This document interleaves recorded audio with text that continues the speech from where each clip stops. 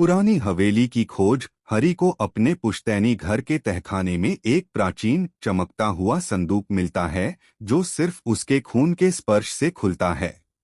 सच्चाई का खुलासा। संदूक के अंदर रखे पत्रों से पता चलता है कि उसका रवि वंश केवल शक्तिशाली जादूगर नहीं था, बल्कि इंसानों और जादुई दुनिया के बीच हुई प्राचीन संधियों का रक्षक था। संधियों का महत्व। हरि को पता चलता है कि ये संधियां सदियों से अंधेरे की ताकतों को कैद में रखे हुए हैं, ताकि दोनों दुनिया के बीच संतुलन बना रहे।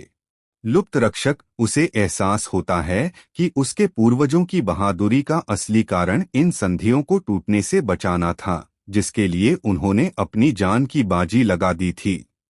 खतरे की घंटी। जैसे ही हरि संदूक खोलता है, एक पुरानी दुश्मन शक्ति जाग उठती है, जिसे पता चल जाता है कि संधियों का नया रक्षक मिल गया है।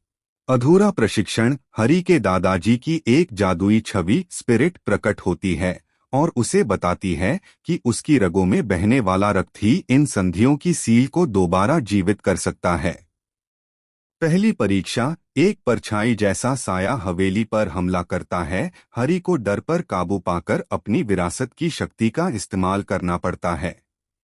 अदृश्य जाल। हरि को पता चलता है कि उसके कुछ करीबी दोस्त भी गुप्त रूप से इन संधियों की रक्षा के लिए नियुक्त किए गए थे, जो अब तक अपनी पहचान छिपाए हुए थे। अंतिम युद्ध। शहर के पुराने मंदिर में हरि उस प्राचीन संधि को फिर से अपनी ऊर्जा से सील करता है, जिससे अंधेरे की ताकतें वापस कैद हो जाती हैं।